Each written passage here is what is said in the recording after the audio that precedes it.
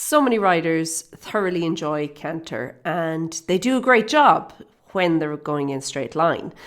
Now, as soon as there's a bend or a turn or a circle involved, things can go pear-shaped really quickly.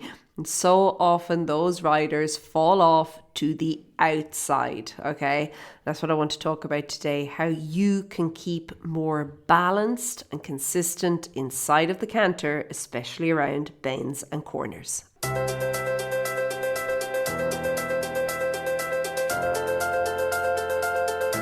Hey there, and welcome to the Daily Strides podcast. My name is Lorna. I'm an equestrian trainer and coach, and I help riders all over the world to understand a little bit more about riding and also to do a little bit more with their horse, especially if they're riding alone without a trainer or coach. Okay, the canter. We've been talking about it over the past few weeks, and the canter is lovely and so many riders love it until they have to turn, and then there's just all sorts of issues. I recently in the arena had 3 different people experience this. Now, to be fair, they were all pretty novice riders, and they were quite shocked, and luckily nobody came off, but we did have a bit of a laugh about it, and we were chatting all about it, and I thought, I wonder how many more people, because at the end of the day, it really comes down to just momentum. How I like to explain it to the riders that I'm working with in person is a little bit like, when you're on one of those, is it called a merry-go-round at children's playgrounds?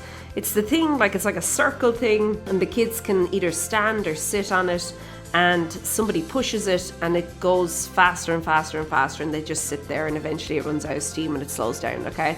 But if you've ever been on one of those things, it's really interesting because the closer you are to the edge, so to the outside, okay, the closer you are to the part where you jump on, okay, it's quite difficult to stay on, particularly as more energy is created. So as it goes faster, it becomes quite difficult to stay on. And yet, if you sit yourself or you position yourself, you stand yourself in the center or as close as possible to the center, it feels really quite balanced and it feels good. And it's like, this is easy. I can do this, okay?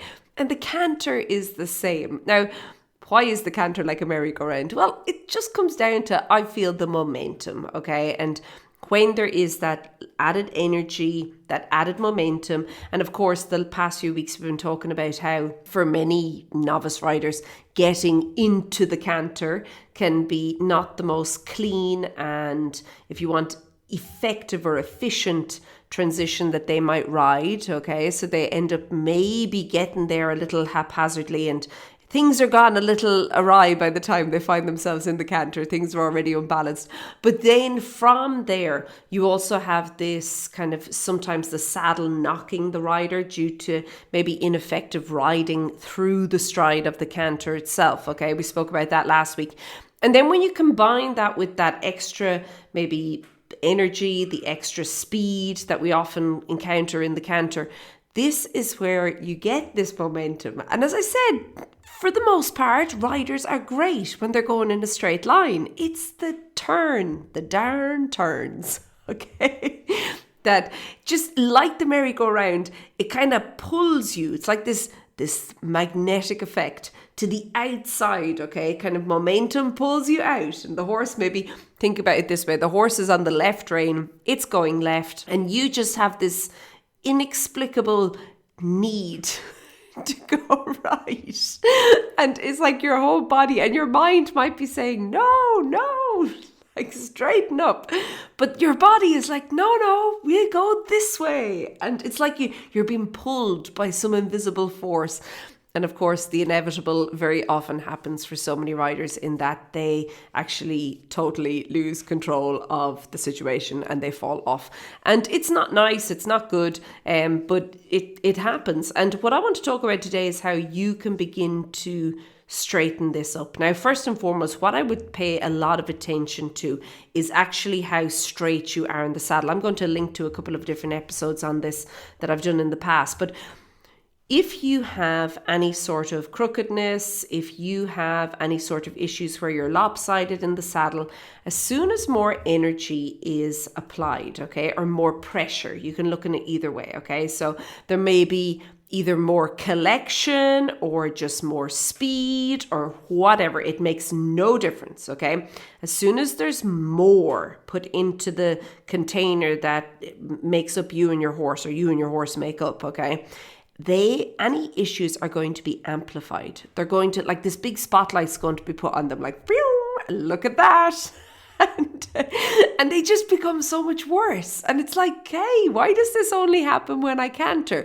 Well, it's probably happening all the time. It's just that you can't really see it or notice it through the less energetic gaits and paces that you're riding with your horse, okay? So it's really important to regularly kind of assess yourself for this and assess your own straightness, assess crookedness, assess maybe weaknesses, where a lot of the time you'll see a weakness show up is that a rider will collapse through one side of the body. You'll often see this when a rider tries to use their leg, such as they would do if they were going around a corner, okay?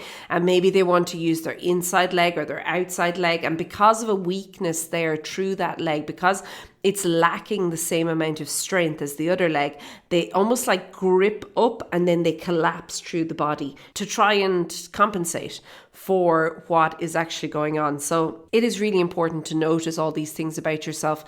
And from there, begin to work on creating symmetry through your body, okay? That symmetry is going to be really, really important. Okay, from there, it's also important to understand that there is this momentum at work, like the merry-go-round. I'm sure that's not the name for that thing. But the thing, it's not the carousel. It is the merry-go-round. I don't know, okay? The thing that goes around at the kids' playgrounds, that thing, okay? But there is like energy at work here, okay? Physics. And it is really important to understand that. So when you understand that, you can begin to make slight adjustments for it. Now, if we think about canter in and of itself, and if we think about going around a bend or riding through a corner or whatever, we're often thinking about the inside seat bone being just slightly ahead of the outside seat bone. Okay, so your inside seat bone is a little bit more in front, which means your inside leg is slightly ahead of the outside leg. Okay, inside leg slightly more in front. And then we also think that we want to weight the inside seat bone slightly more. Now, what a lot of people do in that situation is they lean to the inside. So they'll use their upper body, usually the shoulders, and they will lean to, let's stay with the example we were saying, to the left, okay? They'll lean to the left as they're turning left. But what that often causes to happen is that, yes, you put all your weight onto your left seat bone, but your left seat bone begins to migrate over to the right-hand side of the saddle, okay? So if you were to look from the sky, if you were to look down, if you had a drone and you were to look down from an overhead view, you are not going to have equal amounts of your body on either side of the horse, okay? Things are moving over. Your lower body is all moving over to the outside. And this is that momentum we're talking about. So when we talk about weighting through the inside seat bone, W-E-I-G-H-T, okay? So when we're going to weight through the inside seat bone, it's actually more like an engagement. And strangely enough, almost like an elongation of the inside, okay? So if we think about, you want to actually reach down to your heel, okay? Now, I'm not saying push all your weight into your inside heel. That's not what we're talking about here. But you want to stretch, you want to elongate through, okay? So you're reaching down, which allows you to just be a little bit more centered through the inside heel, okay? So left heel in this case, if we're talking about we're going on the left rein, okay? Left heel. And then from that, there's like this lifting or engagement through the rib cage on the left side of the body, okay? So you're using your body then to lift and thinking about that we're actually going to the left and thinking about how you would move your body to do that by just moving the body the way it should move to actually track left, okay? So you're to move your shoulders, to kind of look around towards the left, to begin thinking about going that way, and to think about maybe if you wanted to open your left hand or whatever the case is, your body will naturally do that. So you can test this if you're sitting on your horse or if you're sitting in the car, if you're sitting on a chair, whatever.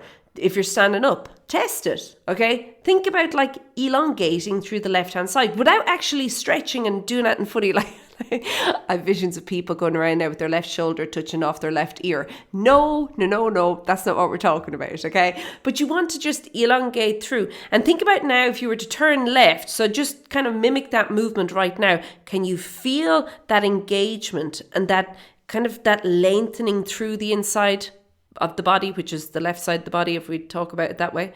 Okay, that's what we're looking for. Now, if you can begin to get really, really intentional about doing this through all bends, okay, so you start in walk, like I mentioned last week, walk being just the place where we're going to do all the big work, okay? So we start in walk, we get it right in the walk, but then from there we begin to work on it in the trot, and then we're able to work on it in the canter. And we understand that as more energy or more pressure, whichever we want to talk about it, okay, but as like we move through the gates, as we shift gears and we move into the canter, we might have to do a little bit more because there's more there to work with, okay? And that's okay, but it's to figure out that sort of pressure. So we don't want to lean. When we lean, we are just causing that momentum to work against us even more, okay? It is going to suck us off. It will pull us out. It'll be like this big magnet that runs on the outside and it's like, come here to me, buddy. And you're like, no, we don't want that, okay? We want ourselves to be really balanced, really consistent, lifting through the body, making sure that our shoulders are the same height off the ground, okay? Our two shoulders, they are the same height. Our hips are the same height off the ground. Keeping everything square. There's an equal amount of our body on both sides of the saddle, and then from there being able to just ride through the corner, putting it together with this being able to roll with the horse, roll through the canter. And that is where you will stop migrating to the outside of the saddle and hopefully off of the outside of the saddle as well. Okay, if you found this helpful, pop over to stridesforsuccess.com/canter. There is a whole 4-week program there all about the canter that you can dive into today. And trust me, it'll just get you to come out the other end feeling so much more confident about your abilities in the canter. Okay, I'm going to leave it at that. Have a great day. Keep well. I'll chat to you soon. Be good. Bye.